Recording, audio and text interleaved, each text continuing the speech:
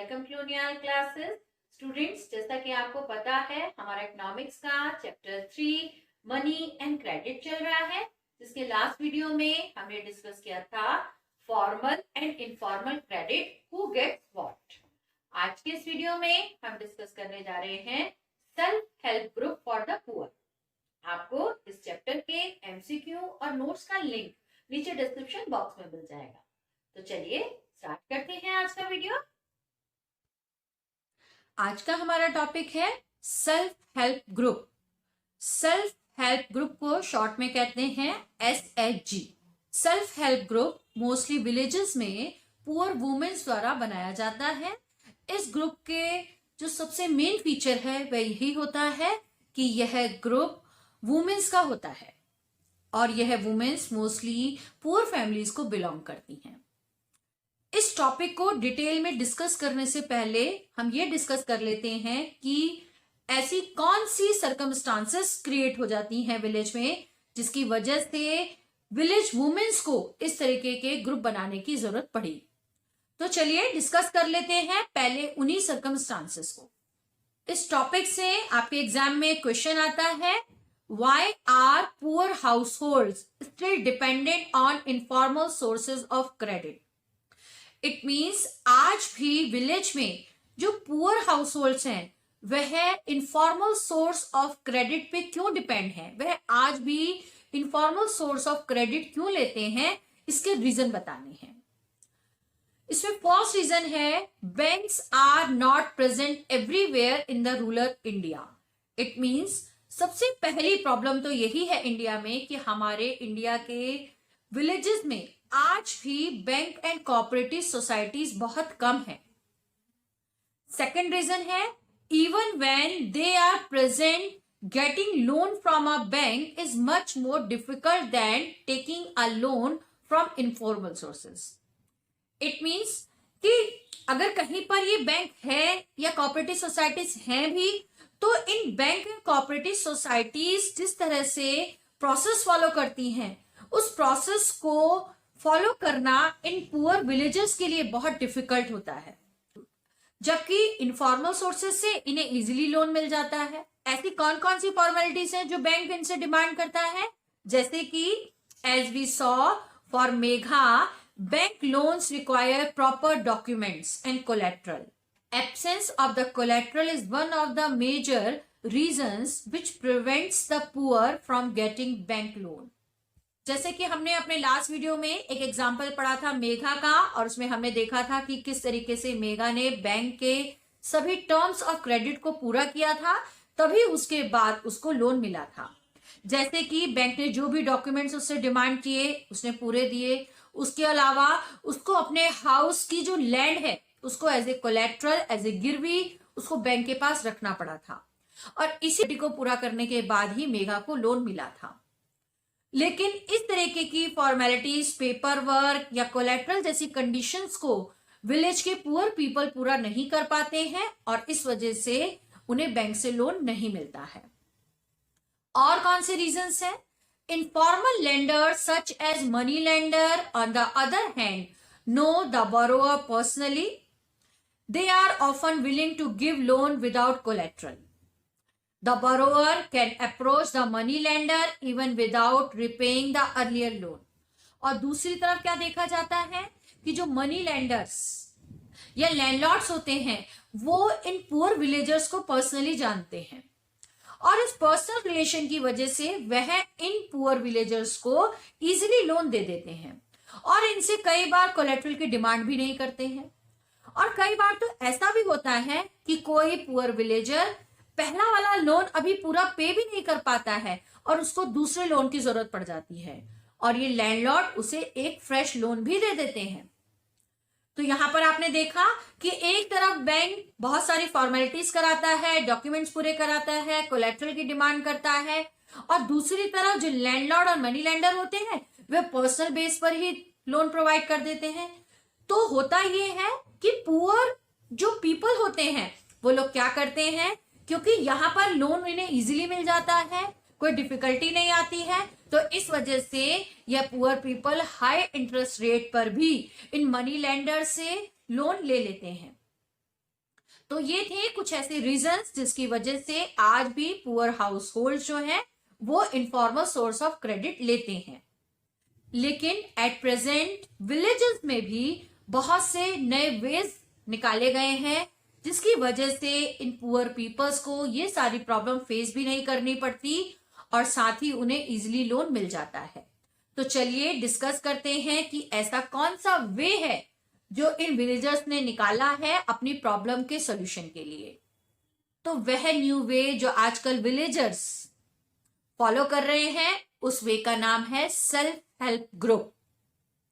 Self help group से related आपके exam में बहुत से क्वेश्चन आते हैं। इसमें कुछ एग्जांपल्स आपकी स्क्रीन पर दिखाई दे रहे हैं। What is the basic idea behind the self help group for the poor. Second question है why self help groups are growing in popularity. तो यहां पर आपको सेल्फ हेल्प ग्रुप के कुछ फीचर्स भी बताने हैं और बताना है कि यह इस समय क्यों इतने ज्यादा पॉपुलर हो रहे हैं। तो चलिए इन क्वेश्चंस के आंसर के लिए हम देख लेते हैं कुछ points. In the present year people had tried out some newer ways of providing loans to the poor, that is self help group. Self-help groups are the local group of rural poor females constituting 15 to 20 members. Self-help group का सबसे first feature है कि यह rural poor peoples का 15 to 20 members के द्वारा बनाया गया ग्रुप होता है और इस ग्रुप के जो ज्यादातर मेंबर होते हैं वह फीमेल होती हैं, मतलब वुमेन होती हैं। The member pool their saving and take loans at nominal rate of interest. और होता क्या है कि ये जो 15 to 20 मेंबर्स का ग्रुप होता है ये लोग अपनी स्मॉल सेविंग को क्या करते हैं, पूल करते हैं, मतलब इकट्ठा करते हैं और इन सबकी सेविंग जब मिल जाती है तो एक थोड़ा सा बड़ा अमाउंट बन जाता है और उसी अमाउंट को यह नॉमिनल से मतलब स्मॉल इंटरेस्ट रेट लगाकर जो है वह एज ए लोन प्रोवाइड करते हैं। मींस 15-20 मेंबर्स एक ग्रुप बना लेते हैं और यह ग्रुप के मेंबर एवरी मंथ उनकी जो भी सेविंग होती है 15 रुपीज, 20 रुपीज, 100 रुपीज, 200 रुपीज, इस तरह से जो भी वो सेव कर सकते हैं उसको सेव करते हैं और इस तरह से जब वह पैसा इकट्ठा हो जाता है तो उस पैसे को यह नॉमिनल इंटरेस्ट रेट पे जो है ग्रुप मेंबर्स को ही जिसको लोन की जरूरत होती है उसे प्रोवाइड कर देते हैं। The member of the SHG do not require collateral to get loan. If they are regular in saving it become eligible to take loan from the bank. This creates self employment opportunities for the member. और होता क्या है, इन members को जो ये loan मिलता है उस लोन को लेने के लिए इन मेंबर्स को किसी भी तरीके का कोई भी कोलेट्रल नहीं रखना पड़ता है। कई बार तो ऐसा होता है कि यह ग्रुप लॉन्ग टाइम तक अगर सेविंग इसी तरह से करता रहता है, बिना किसी डिफिकल्टी के चलता रहता है, तो यह ग्रुप जो है बैंक से लोन लेने के लिए भी एलिजिबल हो जाता है। मतलब बैंक भी इस ग्रुप के नाम पर लोन इनको प्रोवाइड कर देता है। अब बैंक कैसे प्रोवाइड करेगा? बैंक इसलिए प्रोवाइड करता है क्योंकि इस ग्रुप में 15-20 मेंबर्स होते हैं और बैंक जो लोन प्रोवाइड करता है वो किसी मेंबर के नाम से नहीं करता है बल्कि इनके सेल्फ हेल्प ग्रुप के नाम से करता है।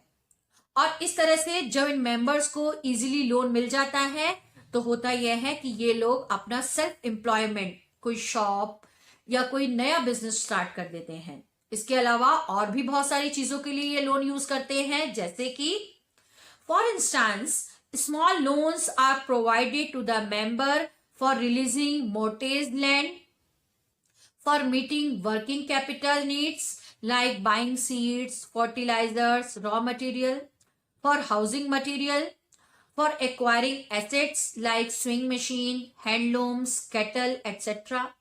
और जब इन मेंबर्स को इस तरीके का लोन मिल जाता है तो उस लोन का यूज वह है, अगर उनकी कोई लैंड मॉर्टेज्ड है, मॉर्टेज मतलब गिरवी रखी हुई है, तो उसको छुड़ाने के लिए यह करते हैं।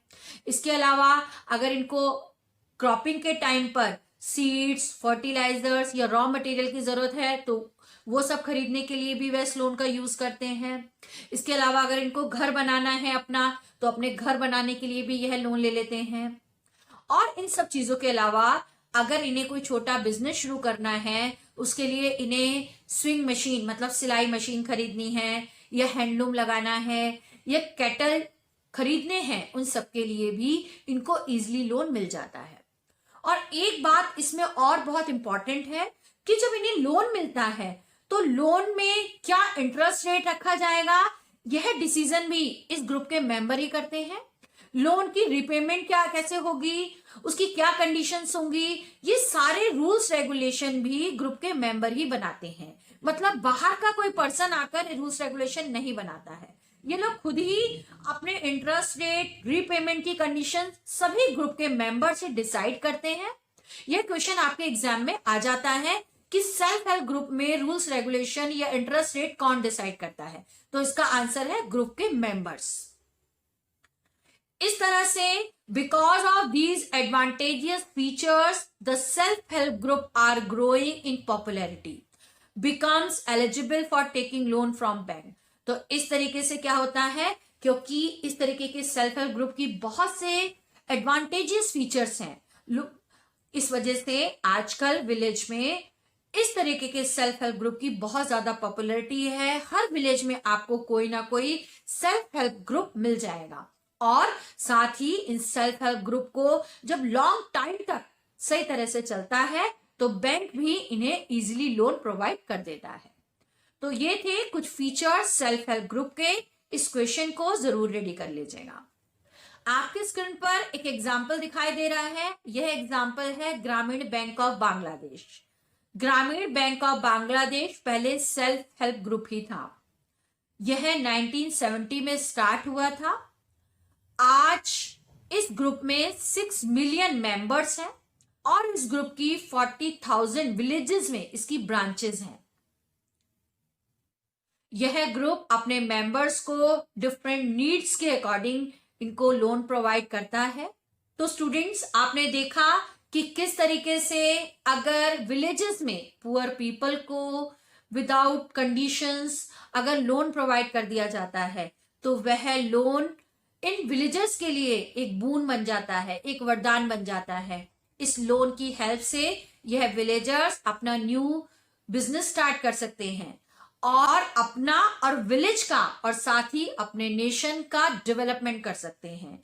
इसी बात को और ज्यादा प्रूव करने के लिए प्रोफेसर मोहम्मद यूनुस ने कुछ सेंटेंस बोले हैं, वो भी हम देख लेते हैं। If credit can be made available to the poor people on terms and conditions that are appropriate and reasonable, these millions of small people with their millions of small pursuits can add up to create the biggest development wonder.